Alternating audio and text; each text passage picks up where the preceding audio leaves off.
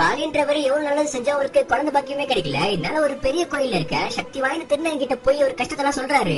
அவங்களும் சிவனுக்கு அர்ப்பணிக்கப்பட்ட 7 திருநங்கைகளை நீங்க தத்தெடுத்துக்கிட்டா அவங்க வேண்டுதல் மூலமா உங்களுக்கு குழந்தை வரம் கிடைக்கும்னு சொல்ல, இவங்களும் அந்த 7 திருநங்கைகளை வீட்டுக்கே கூட்டி வந்து நல்லபடியா வளர்க்க ஆரம்பிக்கிறாங்க. அவங்க பண்ண பூஜையில உங்களுக்கு குழந்தை பாக்கியம் கிடைக்குது. இப்போ நல்லபடியா அவங்களுக்கு ஒரு ஆண் குழந்தையும் பிறகுறான். அந்த பையனை இந்த திருநங்கைகள் தான் வளர்க்க ஆரம்பிக்கிறாங்க. பையன் பிறந்த ராசியில காளி ஏகப்பட்ட ஹாஸ்பிட்டல கட்டி நல்ல நிலைமைக்கு வந்துருவாரு.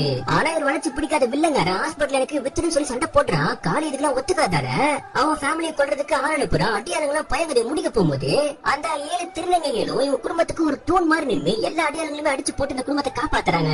வில்லங்காரன் பத்ரான்ற ஒரு அடியாள் மூலமா திருநங்கைகள் சாப்பாட்டுல விஷத்தை கலந்து அவங்கள மயக்க முடிய வச்சு குழி தோண்டி அவங்கள புதைச்சு தண்ணியை ஊத்தி அவங்க கதையை முடிச்சு விட்டுருவான். பத்ராங்க போலீஸ் கிட்ட மாட்டிக்கு போறான்னு சொல்லிட்டு வில்ல அவனையும் குத்தி போட்டுருவான். இப்ப காளி அவனுடைய மனைவின்னு 2 பேர் கதையை முடிகிறான். கூட வந்தா பக்கத்து வீட்டு பொண்ணு கதையும் முடிச்சிடறான். ஆனா பையன் மட்டும் அங்க இருந்து தப்பிச்சு ஓடி போயிருப்பான். பத்ரா நல்ல வழியா உயிர் பொழிச்சு நல்லவனா திரும்பி இப்போ காளியோடைய பையனை காப்பாத்தி ஒரு அனாதாசிரமத்துல விட்டுட்டு இவன் உயிருக்கு போராடிக்கிட்டே ஒரு இடத்துல விழுந்து கிடப்பான். அங்க வந்த 3 திருநங்கைகள் தான் அவனை காப்பாத்தி டாக்டர் கிட்ட விடுறாங்க. உயிர் பொழிச்சதுக்கு அப்புறம் அவங்களை கொன்னதுக்கு இவன் கால்ல வந்து மன்னிப்பு கேட்டு இப்போ அந்த டாக்டர் கூடவே இவனும் வாழ ஆரம்பிச்சிருவான். பல வருஷம் கழிச்சு டாக்டருடைய பொண்ணு ஊர்ல ஹாஸ்பிட்டல் கட்டுறதுக்காக இன்ஜினியர்ஸ் சிட்டில இருந்து வர வைக்க வந்தவங்கள ஒருத்தன் காளியோட பையனா இருப்பான். இத பத்ரா கண்டுபிடிச்சு அவங்கிட்ட உண்மையை சொல்லி மன்னிப்பு கேட்க ஒரு பக்கம் இல்ல ஊருக்குள்ள நம்ம ஹாஸ்பிட்டல் மட்டும் தான் இருக்கணும், வேற ஹாஸ்பிட்டல் வந்தா கதையை முடிச்சுன்னு சொல்லிட்டு வெறியோட இருப்பான். இப்போ இவங்க ஹாஸ்பிட்டல் கட்டுறதுக்கான பூஜை எல்லாம் ஸ்டார்ட் பண்ணும்போது வில்லனுடைய ஆளுங்க வந்து எல்லாரையும் சர மாதிரி அடிக்கிறானுங்க.